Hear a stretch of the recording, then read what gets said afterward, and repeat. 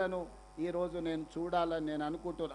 అందుకే గూడాలలో ఉండే పటేన్లకు కూడా నా విజ్ఞప్తి, మీ గూడెంలో ఉండే ప్రతి వాడికి ఇల్లు ఇప్పించే విధంగా మీరు గ్రామ సభలు పెట్టి మీరు మాట్లాడుకొని మీరు లిస్టు తయారు చేయండి.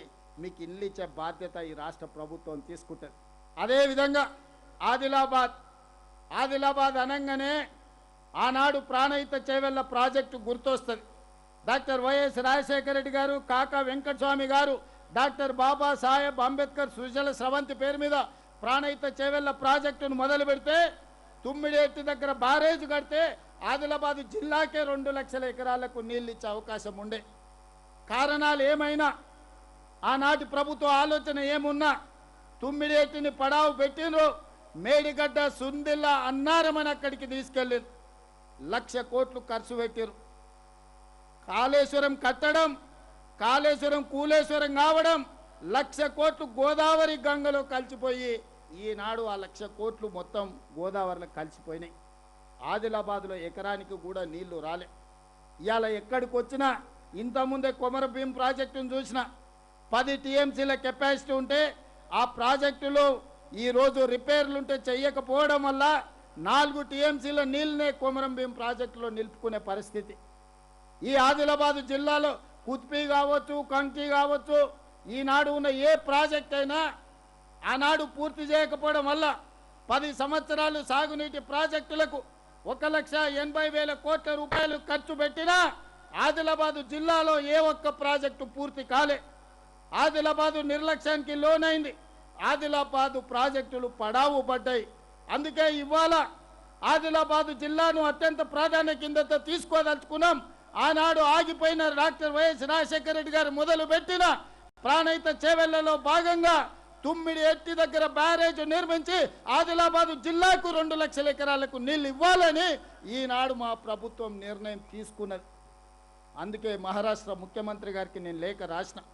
దీనికి సంబంధించి చర్చించేది ఉన్నది, ఇరు రాష్ట్రాల సమస్యలు పరిష్కరించుకునేది ఉన్నది, సమయం ఇవ్వండి అని. మహారాష్ట్ర ముఖ్యమంత్రి గారు ఇంతవరకు స్పందించలే. మరి మహారాష్ట్ర ముఖ్యమంత్రి గారు ఎందుకు స్పందిస్తలేరో నాకు అర్థం కాలే. వారం క్రితం నరేంద్ర మోడీ దేశ ప్రధానమంత్రి గారు ఒక సూచన చేశారు. అంతర్రాష్ట్ర జల వివాదాలను ఆయా రాష్ట్రాల ముఖ్యమంత్రులు సామరస్యంగా చర్చించుకొని వాటిని పరిష్కరించుకోండి అని వారు సూచన చేశారు. మరి వారి సూచన ప్రాతిపదికన మహారాష్ట్ర ముఖ్యమంత్రి గారికి నేను లేఖలు రాస్తా ఉన్నా. దయచేసి వేదిక మీద నుంచి ఫడ్నవీస్ గారికి నా విజ్ఞప్తి, తుమ్మిడేటి ప్రాజెక్టు నిర్మాణంలో ఉన్న అంతరాలను అవాంతరాలను తొలగించడానికి తక్షణమే ముఖ్యమంత్రుల లెవెల్లో సమావేశానికి మీరు సమయం ఇవ్వండి. మీరు మాకు సమయం ఇవ్వకపోతే ఆ సమస్య తీవ్రంగా మారుతుంది. ఆ సమస్య తీవ్రంగా మారినప్పుడు ఆదిలాబాదు జిల్లా ఉప్పెనే కదులుతుంది. ఆదిలాబాదు జిల్లా ఇక్కడ ఉండే తండాలలో, గూడాలలో, మారుమూల పల్లెల్లో ఉండే రైతాంగం ఉప్పెనే కదులుతే అది మహారాష్ట్రకే సమస్యగా మారుతుంది. ఆనాడు ఆ సమస్య వచ్చినప్పుడు ఫడ్నవీస్ గారు మీరు గుర్తుపెట్టుకోండి, ఈ తెలంగాణ ప్రాంతం నిర్లక్ష్యం చేస్తే, అవమానం చేస్తే ఊరుకోదు. ఇవాళ ఈ వేదిక మీద నుంచి ముఖ్యమంత్రిగా మహారాష్ట్ర ముఖ్యమంత్రి గారికి విజ్ఞప్తి చేస్తున్న సవినయంగా మా బాధను, మా ఆవేదనను, మా అవసరాన్ని మీరు అర్థం చేసుకోండి. ఇవాళ తుమ్మిడేటి దగ్గర ప్రాజెక్టు నిర్మించుకుంటే ఆదిలాబాద్, కరీంనగర్, నిజామాబాద్, మెదక్ జిల్లా వరకు లక్షలాది ఎకరాలకు నీళ్లు అందించడానికి, శ్రీపాద ఎల్లంపల్లి నింపుకోవడానికి, లక్షలాది ఎకరాలకు నీళ్లు ఇచ్చుకోవడానికి ఉపయోగపడుతుంది. ఎత్తిపోతలు అవసరం లేదు, విద్యుత్ అవసరం లేకుండానే గ్రావిటీతో మాకు నీళ్లు వస్తాయి. మా ఇంత తీవ్రమైన సమస్య మీద దాదాపుగా 1 సంవత్సరం నుంచి నేను ప్రయత్నం చేస్తున్నా, వారితో మాట్లాడడానికి, చర్చించడానికి, సమయం అడగడానికి. కానీ మహారాష్ట్ర ముఖ్యమంత్రి గారు స్పందించడం లేదు. మిత్రులు పాల్వే హరీష్ బాబు నా మిత్రుడే, కానీ తెలంగాణ పార్టీ వచ్చినప్పుడు నేను కాంగ్రెస్ అనొచ్చు, మిత్రుడు బీజేపీ అనొచ్చు. కానీ నీళ్ల విషయంలో, సమస్యల విషయంలో, రైతాంగ సమస్యల్ని పరిష్కరించాలనుకుంటే పాల్వే హరీష్ కూడా ఆదిలాబాదు బిడ్డనే, ఈ ప్రాంత ప్రజల పక్షాన నిలబడతాడు, మహారాష్ట్ర సమస్యను పరిష్కరించుకోవడానికి ప్రయత్నం చేస్తాడు. ఈరోజు నేను కిషన్ రెడ్డి గారికి, కేంద్ర మంత్రికి విజ్ఞప్తి చేస్తున్నా, మీ భుజాల మీద గురుతరమైన బాధ్యత ఉన్నది. మీరు తెలంగాణ రాష్ట్రం నుంచి పార్లమెంట్ సభ్యుడిగా కేంద్ర ప్రభుత్వంలో మీరున్నారు. మహారాష్ట్ర ముఖ్యమంత్రి గారు ఎందుకో వివక్ష చూపిస్తున్నాడు, ఎందుకో నిర్లక్ష్యంగా వ్యవహరిస్తున్నాడు. మా సమస్యను పరిష్కరించుకోవడానికి సంవత్సరం నుంచి మేము ప్రయత్నం చేస్తుంటే కనీస గౌరవం మర్యాద కూడా పాటిస్తలేడు తెలంగాణ ముఖ్యమంత్రి పక్షాన. నేను నీకు నచ్చకపోవచ్చు, లేకపోతే నీ చీకటి మిత్రుడు చంద్రశేఖరరావు గారికి నచ్చకపోవచ్చు, లేదా ఫడ్నవీస్ గారికి నేను గుర్తు రాకపోవచ్చు. కానీ నేను లేవనెత్తుతున్న సమస్య తెలంగాణ 4 జిల్లాల లక్షలాది రైతాంగ సమస్య. ఈ రైతాంగ సమస్యను పరిష్కరించడానికి కిషన్ రెడ్డి గారు దూతగా వ్యవహరించాల్సిన అవసరం ఉన్నది. మీరు మాట్లాడండి కిషన్ రెడ్డి గారు, నాకు బేసిజాలు లేవు, నాకు పంతాలు పట్టింపులు లేవు, నేను మీ ఇంటికి వస్తా, మీతో మాట్లాడతా, మీరు నన్ను తీసుకెళ్ళండి మహారాష్ట్ర ముఖ్యమంత్రి దగ్గరికి. తక్షణమే ఈ ఆదిలాబాదు జిల్లా, కరీంనగర్ జిల్లా, నిజామాబాదు, మెదక్ వరకు ఈ గోదావరి జలాలను తరలించాలంటే తుమ్మిడిఎట్టు ప్రాజెక్టును పూర్తి చేయాలి. తుమ్మిడిఎట్టు ప్రాజెక్టును పూర్తి చేయాలి అని అంటే ఈనాడు ఆ ప్రాంతంలో ఉన్న ఒక 1500 ఎకరాల భూసేకరణకు మహారాష్ట్ర ప్రభుత్వం సహకరించాలి. నేను అడుగుతున్న కిషన్ రెడ్డి గారిని, ఆనాడు పోలవరం ప్రాజెక్టు నిర్మాణానికి ఆంధ్రప్రదేశ్కి అడ్డంకి అవుతుందంటే తెలంగాణలో ఉన్న ఖమ్మం జిల్లాలో ఉన్న 7 మండలాలని కాదు, లక్షలాది మంది తెలంగాణ బిడ్డల్ని ఆంధ్రప్రదేశ్కు అప్పచెప్పింది మీరు కాదా? ఆంధ్రప్రదేశ్లో పోలవరం కట్టడానికి లక్షలాది ఖమ్మం జిల్లా వాసులను 7 మండలాలను ఆంధ్రప్రదేశ్కు అప్పచెప్పిన నరేంద్ర మోడీ గారు, మీరు మహారాష్ట్రలో ఒక 2000 ఎకరాల భూమి మాకు ఇప్పించలేరా? మేము ఊర్లు అడగలేదు, మేము మనుషులను అడగలేదు, అక్కడ మునుగుతున్న భూములను అడిగినాం. మీరు ఎంత అడిగితే అంత ఇస్తామని చెప్పినాం. మీడియా మిత్రులకు కూడా నేను విజ్ఞప్తి చేస్తున్నా, ఆ భూసేకరణకు సంబంధించి ఎంత ఖర్చైనా మేము ఇస్తాం. మా రైతుల కోసం మేము ఎంత ఖర్చునైనా వెనకాడకుండా ఇస్తాం. కానీ 2000 ఎకరాల మహారాష్ట్ర భూమి ముంపును ఈరోజు మహారాష్ట్ర ప్రభుత్వం ఆమోదించదనే నెపంతో ఈరోజు తుమ్మిడిఎట్టి ప్రాజెక్టును కట్టనీయడం లేదు. ఇది ఏమైనా సమంజసమా అని నేను అడుగుతున్నా. మా ప్రాంతాన్ని 7 మండలాలను ఆంధ్రప్రదేశ్కి అప్పచెప్పారు. లక్షలాది కుటుంబం, లక్షలాది ప్రజల్ని ఆంధ్రప్రదేశ్లో కలిపేసింది. మేము మనుషులను, ఊర్లను అడుగుతలేము, 2000 ఎకరాల భూమిని మాత్రమే అడిగిన మేము ప్రాణహిత చేవెళ్ళ ప్రాజెక్టు తుమ్మిడిఎట్టి దగ్గర నిర్మించుకోవడానికి. మా ఇంత చిన్న సమస్యను ప్రధానమంత్రి గారు కిషన్ రెడ్డి గారి దృష్టికి వస్తలేదా? తెలంగాణ రాష్ట్ర ముఖ్యమంత్రి అంటే ఇంత చిన్న చూపు అవసరమా అని నేను అడుగుతున్నా. ఈనాడు కిషన్ రెడ్డి గారిని తెలంగాణ రాష్ట్ర ముఖ్యమంత్రిగా పదే పదే మేము మాట్లాడుతున్నా, మేము అంశం లేవనెత్తుతున్నా, మహారాష్ట్ర ముఖ్యమంత్రి గారికి లేఖలు రాస్తుంటే మీరు ఒక్కసారైనా స్పందించే ప్రయత్నం చేస్తలేరు. అసలు మీ ఆలోచన ఏందని నేను అడుగుతున్నా. మీ ఆలోచన ఏందో తొందరలోనే తేలుతుందని కూడా కిషన్ రెడ్డి గారికి నేను హెచ్చరిక జారీ చేయదలుచుకున్నా. మిత్రులారా, నేను ఏదైనా పంచాయతీ కావాలన్నా, పరిష్కారం కావాలన్నా అంటే నేను పరిష్కారం కోరుకుంటా. నాకు చివరగా సమస్య పరిష్కారం కానప్పుడే నా సమస్యను పరిష్కరించుకోవడానికి అవసరమైతే పంచాయతీకైనా నేను సిద్ధమైతా.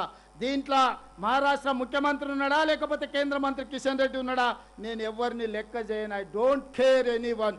నాకు 4 కోట్ల తెలంగాణ ప్రజల యొక్క హక్కులే ఆదిలాబాదు, కరీంనగర్, నిజామాబాదు, మెదక్ ఈ ప్రాంతంలో ఉండే రైతాంగ సమస్యలే నాకు ముఖ్యం. అదేవిధంగా ఈనాడు ఈ ప్రాంతంలో ఉండే ఇతర సాగునీటి ప్రాజెక్టులు అర్ధాంతరంగా ఆగిపోయిన వాటిని, మీతో మొదలుపెట్టని వాటిని జూపల్లి కృష్ణారావు గారికి నేను సూచన చేస్తున్నా. స్థానిక శాసనసభ్యులందరినీ మీరు కూడగట్టుకోండి, వాళ్ళని అడగండి. ఈ ప్రాజెక్టులకు అవసరమైన అనుమతుల నిధులను ఇచ్చే బాధ్యత తెలంగాణ ప్రభుత్వం తీసుకుంటుంది. ప్రత్యేకంగా వాటి మీద దృష్టి పెడతా అని నేను చెప్తున్నా. అదేవిధంగా నిన్న మన మిత్రులు బస్సు యాత్ర చేసిరు, సంతోషం. రైతులు కష్టాలలో ఉన్నప్పుడు అండగా ఎవరైనా చేయొచ్చు, ప్రతిపక్షాల బాధ్యత అది. నేను అభినందిస్తున్నా. మీరు వికారాబాద్ నుంచి ఆదిలాబాద్ వరకు రైతులు కళ్ళాల్లో కష్టాలలో ఉంటే అండగా నిలబడ్డామని నాకు ఎలాంటి అభ్యంతరం లేదు. కానీ ఈనాడు ఇప్పటికే 62 లక్షల వడ్లను క్వింటాలు మనం సేకరించినాం. దాదాపుగా ఇంకొక 10-15 లక్షలు వస్తాయంటున్నారు. వాటన్నిటిని కూడా సేకరిస్తాం. ఈరోజు తెలంగాణ రాష్ట్రం ఈ సీజన్లో 75 లక్షల క్వింటాల వడ్లను సేకరించే ఆలోచనతో మేము ఉన్నాం. మరి 75 లక్షల వడ్లను కేంద్ర ప్రభుత్వం కొనాలి. ప్రహ్లాద్ జోషి గారిని ఎన్నిసార్లు కలిసినా, పంజాబ్కి ఇచ్చిన, హర్యానాకి ఇచ్చిన, ఇతర రాష్ట్రాలకు ఇచ్చిన ప్రాధాన్యత తెలంగాణ రాష్ట్రానికి ఇవ్వడం లేదు. జూన్ 15 తారీఖు లోపల మా ఒడ్ల సేకరణ కార్యక్రమం పూర్తి అవుతుంది. ఇవాళ ఆదిలాబాద్లో మొక్కలు అధికంగా వచ్చినాయి. మొక్కజొన్నలు అత్యధికంగా పండిరు. గతంలో 4-5 లక్షల రాష్ట్రంలో పండితే ఈసారి మొక్కజొన్నలు 40 లక్షల క్వింటాలు పండినాయి. జొన్నలు పండినాయి. ఈరోజు పొద్దుతిరుగుడు పువ్వు పండింది. ఇవన్నీ రాష్ట్ర ప్రభుత్వం సేకరించింది. మరి కనీసం మద్దతు ధర ప్రకటించిన కేంద్ర ప్రభుత్వం మనం కొన్న వడ్లు మొత్తం కొనాలి, మనం కొన్న మక్కలు కొనాలి, మనం కొన్న జొన్నలు కొనాలి, మనం కొన్న పొద్దుతిరుగుడు పువ్వు కొనాలి. ఇవి కొనకుండా మేము కనీస మద్దతు ధర ప్రకటించినామంటే ఎన్కొట్టుకో పెద్ద ఆయనే చెప్పిండు, సత్రంలో పెట్టే ఉచిత భోజనానికంట నెల్లూరు పెద్దారెడ్డి రికమెండేషన్ లెటర్ రాసిండంట. సత్రంలో పెట్టేదే ఉచిత భోజనం, దానికి నెల్లూరు పెద్దారెడ్డి రికమెండేషన్లు అవసరం లేదు. ఇవాళ కిషన్ రెడ్డి గారు కూడా గట్లనే మాట్లాడుతుండు. కేంద్ర మంత్రి అయ్యా మీరు కేంద్రం కొనుగోలు చేయాలి, కేంద్రం కొనుగోలు చేయకపోతే మేము కొనుగోలు చేసిన ఒట్లు మక్కలు జొన్నలు పొద్దుతిరుగుడు ఇత్తులు ఏడబొయ్యాలని నేను అడుగుతున్నా. అందుకే ఈనాడు కిషన్ రెడ్డి గారికి విజ్ఞప్తి చేస్తున్నా, తక్షణమే తెలంగాణ రాష్ట్ర ప్రభుత్వం సేకరించిన ఓట్లు తడిసిన ధాన్యంతో సహా కేంద్ర ప్రభుత్వంతో కొనిపించాలి. మా మొక్కలు మా జొన్నలు మా పొద్దుతిరుగుడు ఇత్తనాలు కేంద్ర ప్రభుత్వం కొనుగోలు చేయాల్సిందే. ఆ బాధ్యత కిషన్ రెడ్డి గారు తీసుకోవాల్సిందే. ఒకవేళ కిషన్ రెడ్డి గారు ఆ బాధ్యత తీసుకోకపోతే జూన్ 15 తారీఖు తర్వాత మీ పార్టీ ఆఫీస్ దగ్గరనో మీ ఇంటి దగ్గరనో తీసుకొచ్చి అవి పోయడం జరుగుతుంది. కేంద్ర ప్రభుత్వం మీద యుద్ధమే ప్రకటించడం జరుగుతుందని నేను ఈ సందర్భంగా కిషన్ రెడ్డి గారు చెప్పదలుచుకున్నా. ఈ రైతుల అనాథలు కాదు, తెలంగాణ రైతులు దిక్కులేని వాళ్ళు కాదు, తెలంగాణ రైతుల పక్షాన గొంతు విప్పే గలమే లేదని మీరు అనుకుంటే అది మీ అమాయకత్వమే.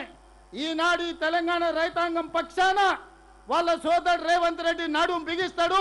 జూన్ 15 తర్వాత మీరు ఓట్లు ఎట్లా కొనరో, మక్కలు ఎట్లా కొనరో, జొన్నలు ఎట్లా కొనరో, పొద్దుతిరుగుడు ఇత్తులు ఎట్లా కొనరో మీ సంగతి తేలుస్తా అని చెప్పి కిషన్ రెడ్డి గారికి సవినయంగా నేను విజ్ఞప్తి చేస్తున్నా.